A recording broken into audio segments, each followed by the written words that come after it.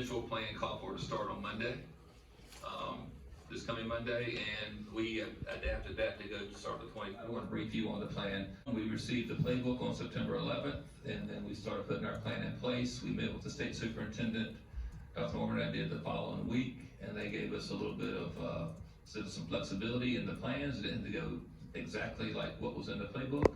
So we amended our concept and our plans a little bit to kind of meet that flexibility, but still meet the needs of our students.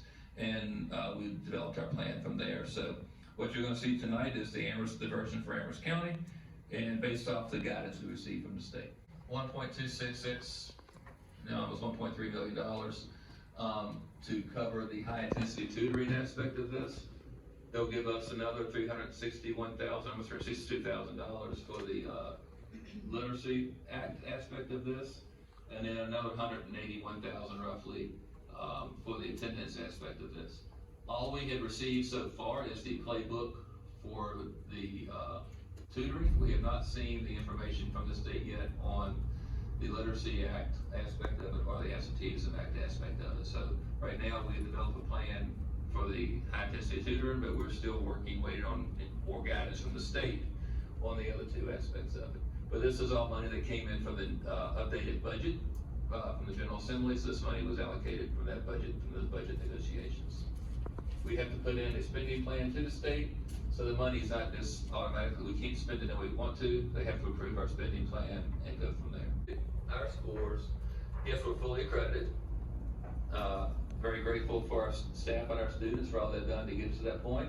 But if you look at our raw data, a lot of our accreditation was based off growth and recovery points, but our raw data is still showing there are some gaps in learning, and we need to focus on those learning gaps.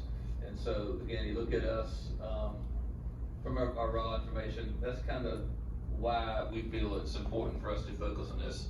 And if you remember, the past couple of years, ever since the pandemic, really, a question of the board has been, when we look at data, has been, you know, what are we doing to remediate to these kids to make up this learning loss? Go back to 2020 in March, you know, we shut down for 3 months, and then we brought them back, and we were 4 days a week, and half the time they were with the teachers in elementary, and half the times they were couldn't have 8 or 9 kids in the classroom due to social distancing and that whole process. So we didn't really, the students, we did the best we could of what we had. We were able to open schools, but you really can't say that our students got the best education they could get during that time, and we know that, and that's no surprise to anyone.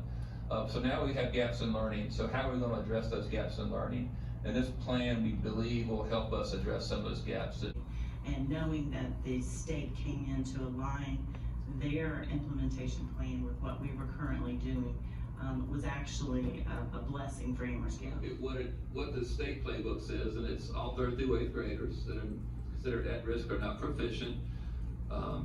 So your at risk are those that score roughly below 450 on the SOL test, and not proficient are those who score below 400 on the SOL test. It's for reading and math. It's 3 to 5 hours per week. With tutoring ratio is 1 to 10. We can go as high as 1 to 12. We're trying to keep it at 1 to 12 or less.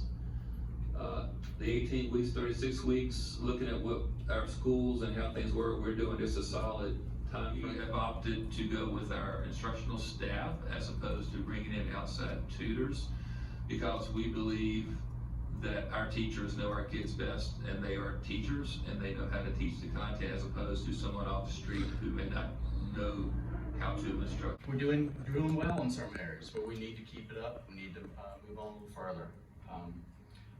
And hearing that, you know, we got teachers stepping out of their comfort zone and tutoring in a way that they're maybe not comfortable doing. You know, as Amherst taking care of Amherst, we'd like to think that we've learned a lot from the pandemic and have moved on, but we still have some gaps that we may not be able to fix here, but we can get those in our community to get out there and help us get them fixed.